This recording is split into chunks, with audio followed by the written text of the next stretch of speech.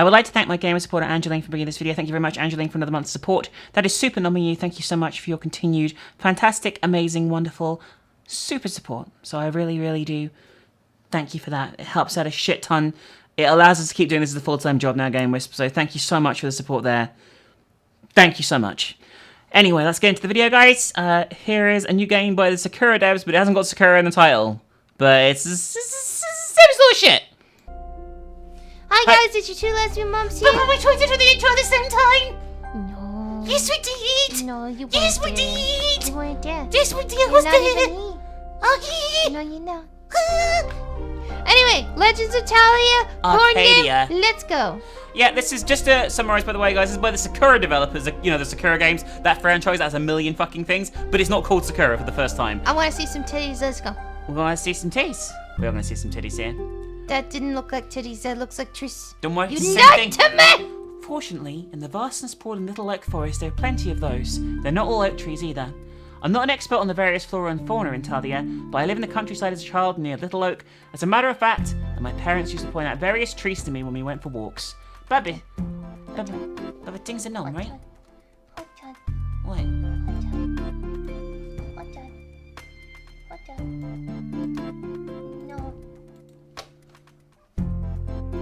Okay, there we go. They're all staples of my youth. I paused beneath a tree with a sturdy trunk and numerous dark leaves. An ash green, I think, and quite an old one, judging by the thickness of its boughs. I need to take a break, wipe the sweat from my brow.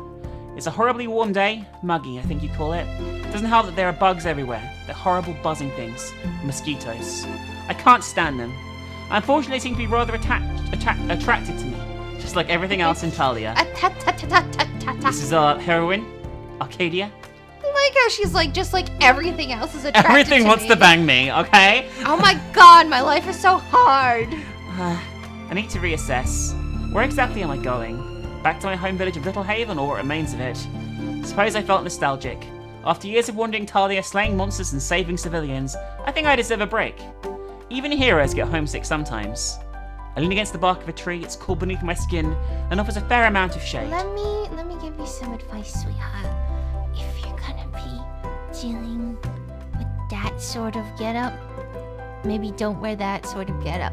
It's okay, Bubba. She's totally protected. Everyone knows that Boob Armor gives the utmost 100% protection against all dragon breath, all monsters, all swords, all spears, all magic. It protects against it all. It doesn't matter if there's nothing covering a large chunk of her body. It doesn't matter because the magical aura of the Booby Armor saves the day. I was thinking more her hot pants, but whatever. The hot pants help too. They're part of the Booby Armor. I uncork the flask at my hip and bring it to my lips. It's warm. I wince, but drink all the same. While I drink, I examine my surroundings and wave away a few stray mosquitoes. Horrible things. Little Oak Forest really is expansive. It would be easy to get lost here. Thinking about it, the name is a bit misleading. Maybe you could call it ironic. I have heard of more than a few travellers who blundered in here, sincerely believing in Little Oak's name, who got lost and eaten by monsters. That's actually ironic. Well done! Well done! Because it's little, but it's not. So that's actually ironic. No, that's not irony. Yes, it is. It's the use of little is not being used with its intended use. Irony is the use of words pertaining to something other than their literal intention, as Futurama taught me. You only know that from Futurama. I know Futurama taught me everything in my life. Okay. We should rewatch Futurama. It'd be fun. Little Oak is filled with monsters. Fortunately, most of them only come out at night. Mostly. Little Oak's highly ill-fitting name is a holdover from good old days. As legend goes, this place used to be a large expanse of lush greens, fat fields filled with wildflowers and nothing else to see for miles upon miles.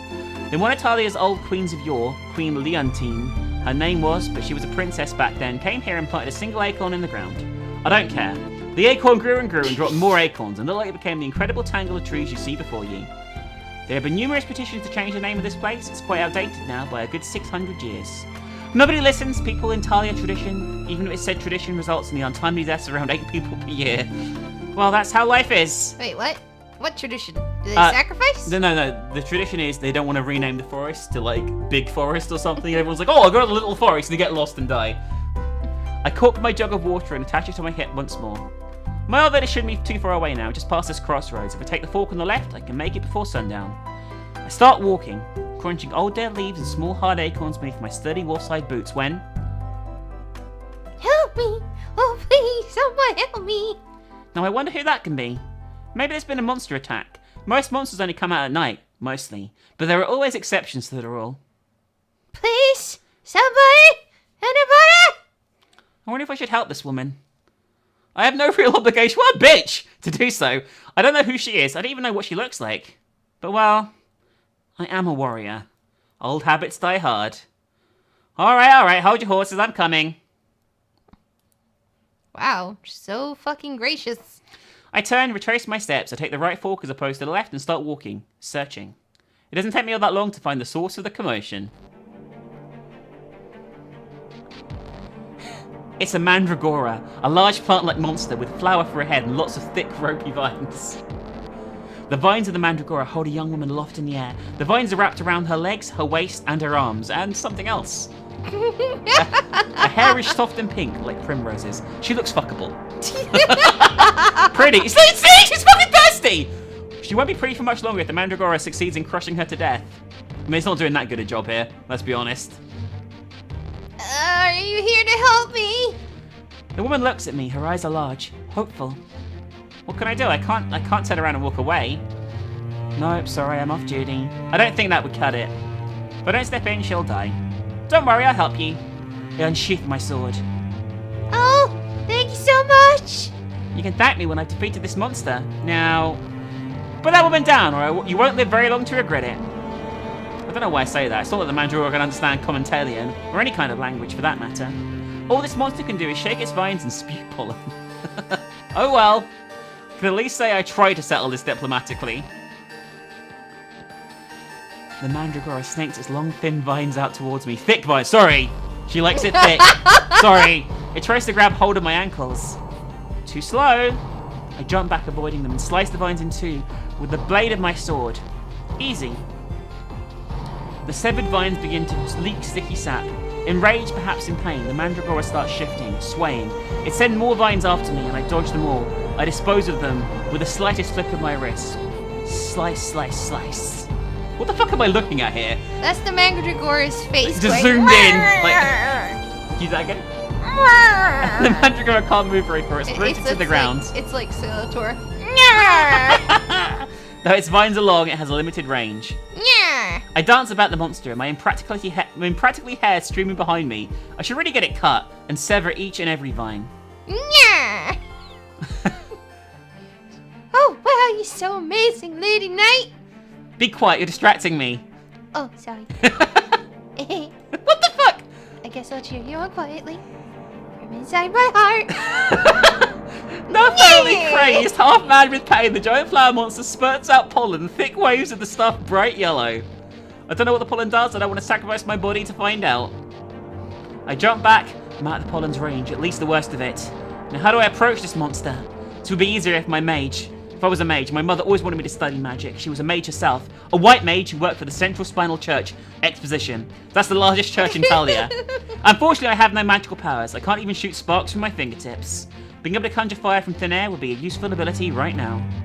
Mandragoras being plants are highly susceptible to fire. They burn very easily. In case you don't know what plants are. Just like the village of Fake. Just like the village the way I lived that was burned to the ground by a dragon in the earlier part of this game that you guys haven't seen, but that's what happens. No, stop it. I'm not going to think about that. That was almost like this fucking exposition. What the fuck? It's irrelevant. I narrow my eyes, assess the situation. The mandragora is still covered in a veil of yellow pollen, preventing me from getting too close. I can tell in its leafy vegetative mind, if indeed it has a mind, that it thinks it's outsmarted me. The monster's vines dig even tighter into the captive woman. It's trying to squeeze her to death. I think it's just trying to cop a feel, to be honest with you. The girl gasps. It sounds like she's suffering. I can't allow that. I won't allow that. She's hot. Huh. Maybe this will work. I swing my sword hard. It displaces the air, clearing out the thin path in the pollen between me and the mandragora. That's not how it works. The mandragora shifts its large flowery head, turning in my direction. This is so epic, baby. But it's already too late. Rush forward, dashing through the slim opening my striker folded, and jump. The mandragora panicking, sending a bevy of vines after me. How many vines does this thing have? But I ignore them. Focus on the flower. I bring the sword down. My blade spits through the large open flower in the center of the mandragora. The mandragora thrashes in pain. Its vines crumple on themselves. The young woman is released. She falls through the air, and I dash forward to catch her in my arms. I hold her against my chest and carry her away while the mandragora dances itself to death. The woman's unconscious. The plant must have squeezed the air out of her. Fortunately, she's still breathing. When I'm a good 5 feet away from the crumpled plant, that's not very far, I lay the woman on the ground. I sit beneath the shade of an oak tree. The ground is covered in fallen acorns. Upon closer inspection, I realised my hasty impressions were indeed correct. The woman is very pretty. She's young, maybe 19, 20, and has smooth skin You and look like peach-coloured you're hair. 20. No, she's like 50. I examine her wrists, her ankles. They're red, well, crisscrossing her skin, no doubt from the mandragora's vines. Well then, they'll heal soon enough. Right. So, basically, to summarise the rest of the game, right? These two hang out a bunch, and then right at the end of the game, the following... all the way at the end, by the way, after we've saved her, this is the end result. Wait, no, this is different. Yeah, it is different now. It's only been 1 day since I was in Farslow. I think I miss it already. I don't miss the attempt at my life, but paradoxically, I do miss the girl who was behind it. Cecily. I wonder what she's doing right now. Oh, the pink one? Yeah. She kills us. She tries to kill us. Why? She's an assassin or something, I don't remember. It's irrelevant. Play the game if you want to, it's £1. Will she be sitting in her cosy little cottage by her sister's side? Maybe they'll be trading more stories about me. Well, let them talk, it won't do any harm. So she thinks she's going back home, she thinks she's left all the adventure behind her at the end of the game. When you become a public figure like me, you have to accept that people will gossip. Even when you're not a public figure, people gossip all the same. People really are incorrigible. Cecily is the worst of all. So determined, so stubborn, so to stick. Oh my god. It's rare to meet people like that in Talia. People that are so confident in their beliefs they're willing to die for them. Cecily could have died when she faced up against the dragon. Don't worry about it. But she didn't. She's a survivor. Maybe we were cut from the same cloth. I pause, shaking my head. Why am I thinking about Cecily? I had to keep moving. I've left Farside behind me and I won't be going back. I'll never see her again. I have no plans to, so... Why? Arcadia!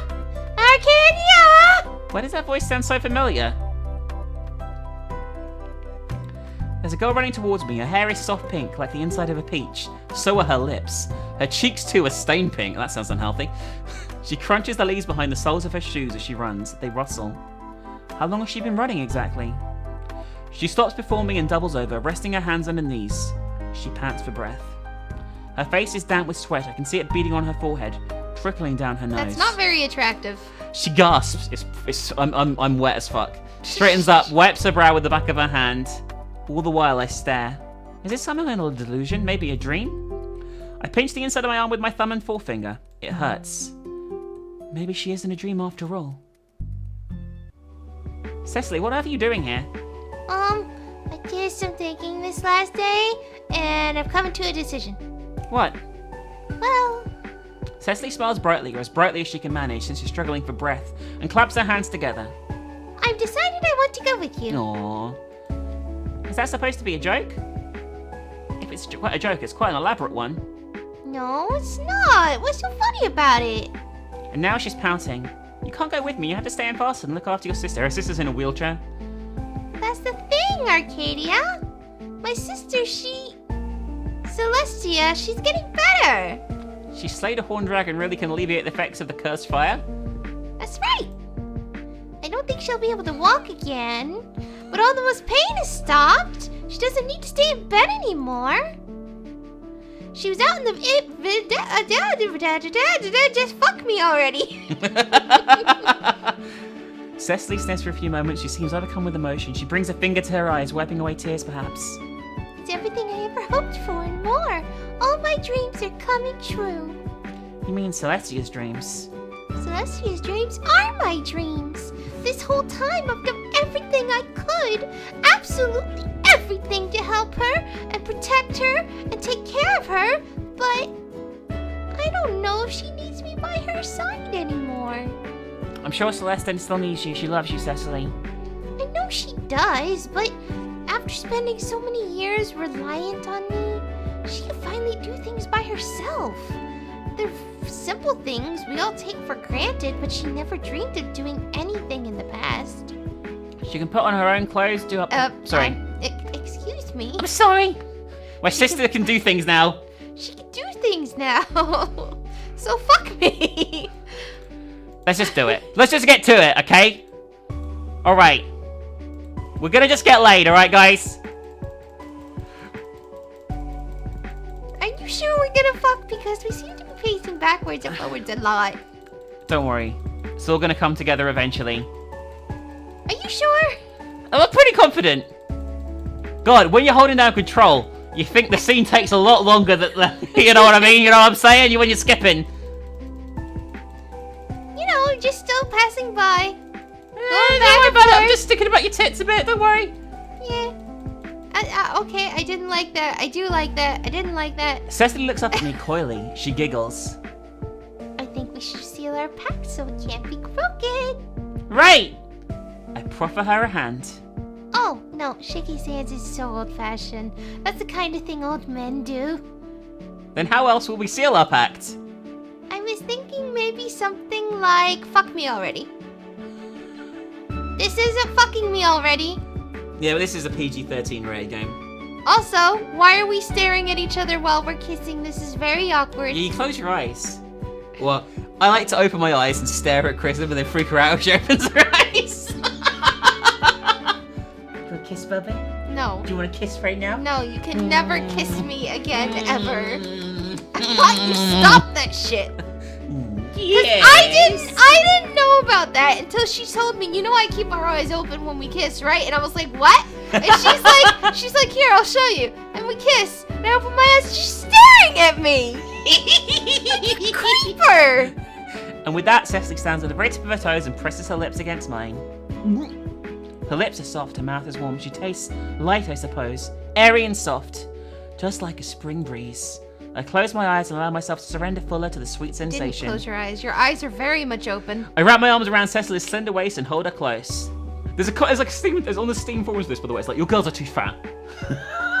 They seem perfect. No, I think they're like reasonably sized. My heart is pounding. Your I think I'm tits are blushing. fat. It's not a very dignified look for a legend such as myself, but I can't help it. Hopefully, Cecily's too concerned with nibbling at my lower lip to notice. I sigh softly into her kiss. For such a small woman, she really is insistent. Well, I don't mind that. Cecily, I knew from the moment I met her in the woods when she was getting assaulted by the tentacle monster, this woman would be my undoing. I've always been bad at dealing with pretty women. They really will be the death of me. And I'm sure this is to be continued, actually. She died. That's the end of the game, by the way. She died. So anyway, that was a little look at Legends of Talia. There's loads of stuff in between with dragon fighting and like pervy images and shit. But I showed you two key moments there. A fleeting whirlwind romance that lasts about an hour between those two characters. Anyway, it's hard to rate these because we're only seeing a snapshot. I can say, like, from my personal thoughts on it, I would give it an on the normalmeter. That's how I feel. I'm pretty indifferent about it. I want another Sakura Dungeon. Sakura Dungeon 1 is really great. This is What's your rating? From both of us. There you go. It's the final verdict. Is It's not horrible. It's not amazing. Yeah. You'll probably get a kick out of it if you like this sort of thing. If you like you sort of thing, and it's only $1, so you might as well pick it up and give it a shot. Yeah, it's only like an hour long. I would say actually, like, if you read it all, it's probably like an hour and a half, 2 hours. You know. Anyway, thank you very much for watching, everyone. If you enjoy, you can support on Gamers, gamers.com/minx. Link in the description. It's like Patreon. It helps us allow to do this full time, so please keep tipping there if you do enjoy the content. Sign up and you get different rewards every month depending on what tier you go for. And also you can watch us live, twitch.tv/KrinkShow, 5 days a week. Follow us there so you don't miss a single live show. And subscribe if you're new. Definitely fucking subscribe. Subscribe to the channel. And you can also share it. Share it with as many people as you like. Millions of people. In fact, if you can share this video with 1 billion people and get us 1 billion views, that'd be really appreciated. So put it on your Facebook, your Twitter, your Tumblr, whatever. Share it everywhere.